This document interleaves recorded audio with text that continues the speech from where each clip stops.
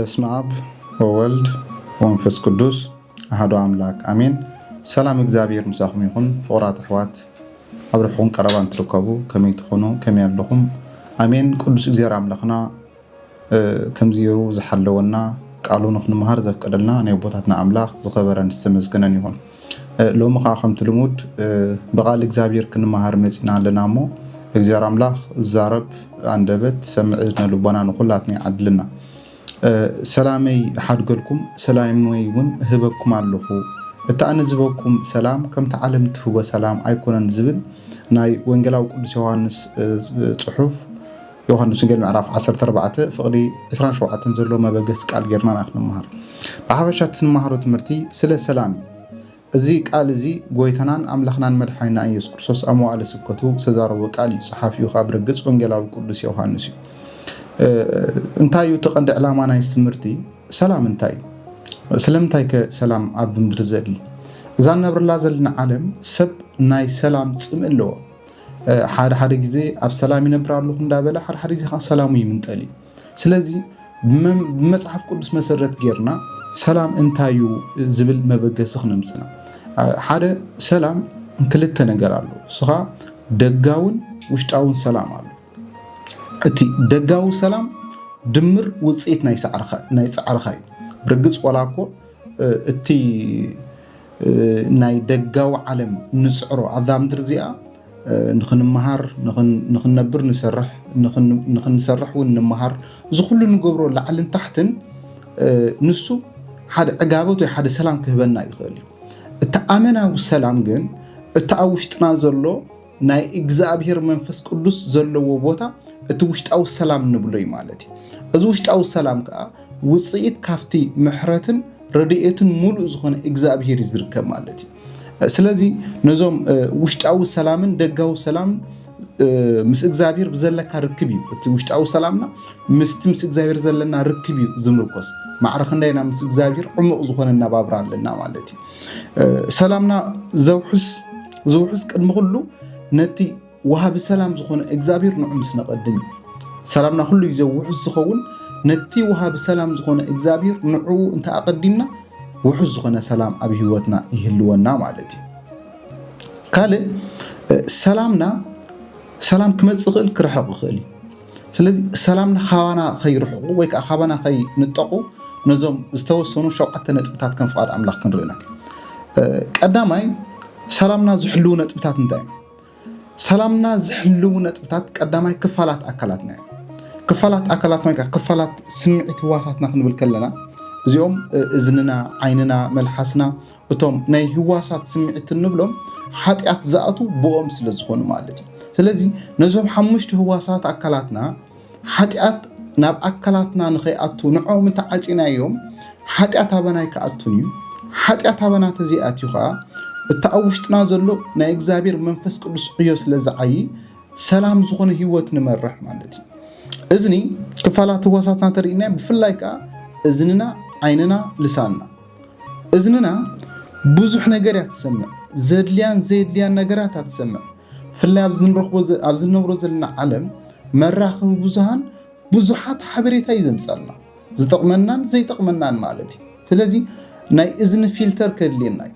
ነይናይ ንሰምዕ ነይናይ ከዘይንሰምዕ ንኩሉ ገፊጥና ንሰምዖ ተሊና ሰላምና ክዘርገልና እዩ። ኣብ ዘለናይ እዋን ፈቲና ከይፈተና መራኸቢ ብዙሓን ዘምፀልና ብዙሓት ሓበሬታታት ኣለዉ። እዞም ሓበሬታታት እዚኦም ናብ ውሽጥና ኣትዮም ሰላምና ክዘርጉና ይኽእሉ እዮም ማለት እዩ። ስለዚ እቲ ቀዳማይ ንሰላምና ዝዝርግ ሕሜታ እዩ። ሕሜታ ኮፍ ኢልና ክኸውን ንኽእል ብመራኸቢ ብዙሓን ክመፀልና ይኽእል። ስለዚ የእዛና ንሕሜታ ክንዓፅኦም ክንቁጠብ ክንክእል ኣለና ማለት እዩ። ካልእ ዘየድሊ ቃላት ካብ ምስማዕ ክንቁጠብ ይግባአና። ኩሉ መራኸቢ ብዙሓን ዘሎ የድልየና ማለት ኣይኮነን። ዘድልየና ጥራይና ፈሊና መሪፅናን ክንሰምዕ ዘለና ማለት እዩ። የእዛና ምስማዕ ለሚድ እዩ። መንፈሳዊ ዝኾነ ነገራት ክነለማምዶ ክንክእል ኣለና። ምክንያቱ ኩሉ ግዜ ደርፊ ዝስምዕ ዝነበረ ሰብ መተካእታ ናይ ደርፊ መዝሙር ክሰምዕ ክኽእል ኣለዎ፣ ስብከታት ክሰምዕ ክኽእል ኣለዎ፣ ሰላሙ ከይዝረግ ማለት እዩ። እዚ ተቐዳማይ። ካልእ ዓይንና እዩ። ዓይኒ ናይ ሰብነት መብራህቲ ይብላ መጽሓፍ ቅዱስ ማቴዎስ ወንጌል ምዕራፍ 6 ፍቕዲ 22 ናይ ስጋ መብራህቲ ዓይኒ ይብል። ዓይኒ ጥዒት እንተኾነት ብዘሎ ኣካላትካ ጥዑ ይኸውን ዓይንኻ እንተፀልመተት ግን ብዘሎ ኣካላትካ ፀልማት ይኸውን ስለዚ ልክ ብዓይንና ጌርና ብዙሓት ሓሳባትና በእምሮና ክመፁ ይኽእሉ እዮም ብፍላይ ካብ ዝነብሮ ዘለና ዓለም ብዓይኒ ዝኣቱ ብዙሕ ሓጢኣት ኣሎ ማለት እዩ ኩሉ መራኸቢ ብዙሃን ምስ ንኸፍቶ ናይ ሓጢኣት ብዓይኒ ዝመፅእ ብዙሕ ናይ ዝሙትን ካልእ ዝመልኦ ፊልምታትን ብዓይንና ንሪኦ ስለዚ እዞም ነገራት እዚኦም ሕጂ እውን ንዓይንና ፊልተር ክንገብረሉ ይግባአና ዓይንና ዝግባእን ዘይግባእን ክንሪኦ እቲ ምርጫ ሳባና እዩ ማለት እዩ ከምኡ ይብሉ ማቴዎስ ወንጌል ምዕራፍ 5:29 ከዓ የማናይቲ ዓይንኻ እንተሰሓተትካ ጎጥቂትካ ውፃያ ይብል ብርግፅ ኣብ መፅሓፍ ቅዱስ ወይ ከዓ ኣብ ታሪክ ናይ ቅዱሳን ፕራክቲካሊ ዓይኖም ጎጥቂጦም ዘውፅዋ ከም በዓል ስምዖን ሰፋይ ጫማ ኣለዉ ነገር ግን እዚ ማለት እንታይ ማለት እዩ ዓይንኻሲ ኣብዚ ምድሪ ዝንከለኻ ኩፍ ኣርያ ፅባሕ ንጎ ሲኦል ካብቲ እትወካ ኣብዛ ምድሪ እዚኣ እንከለኻ ዓይንኻ ኣርኒብካ ብቅድስና ተመላለሲ ካልእ መልሓስና እዩ ልሳንና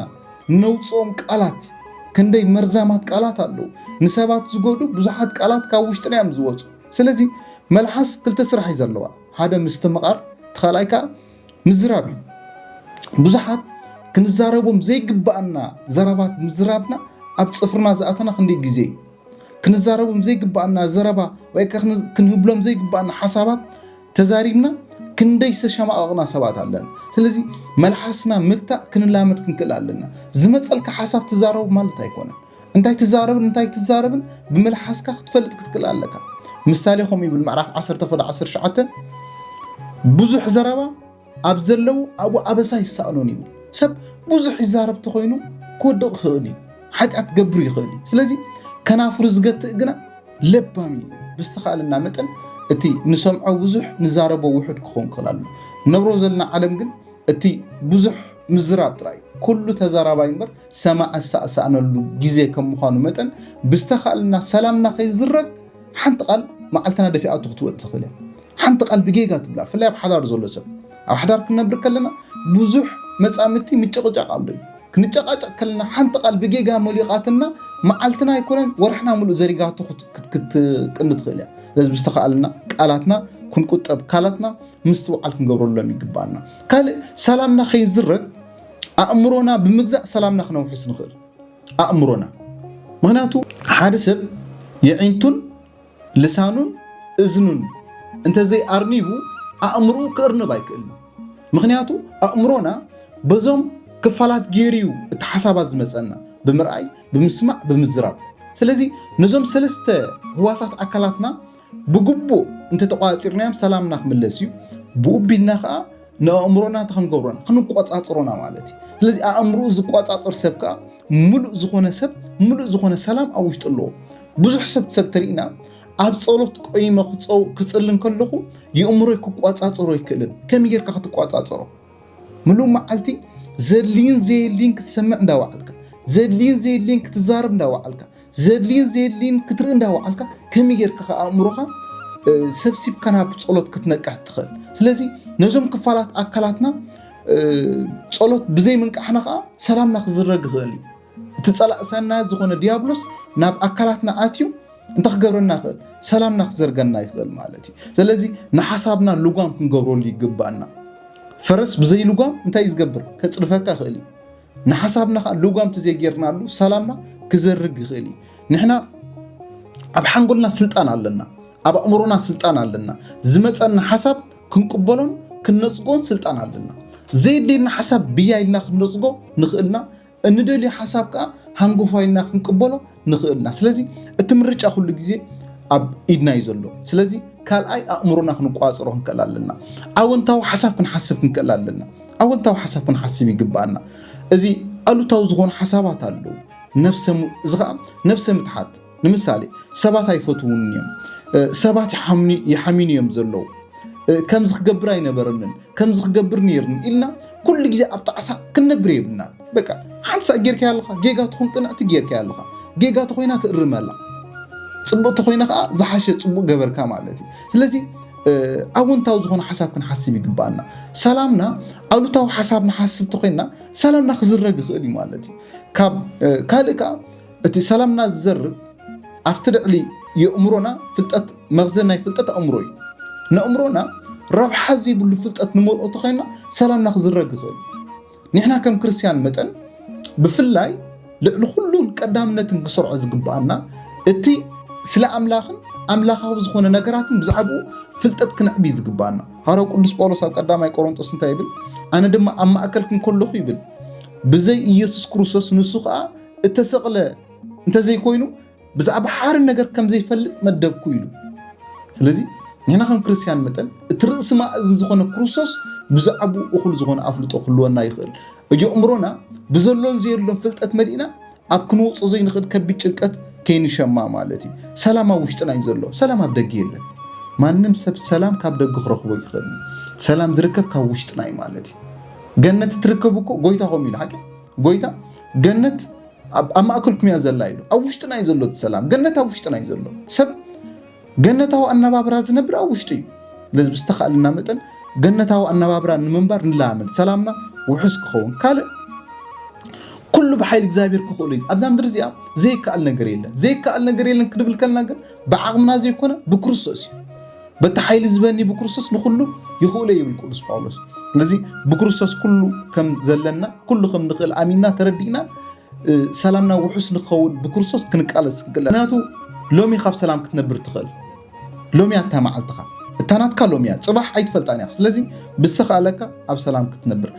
سالساي نتبي سلامنا خيزرك صلوت عب حيلي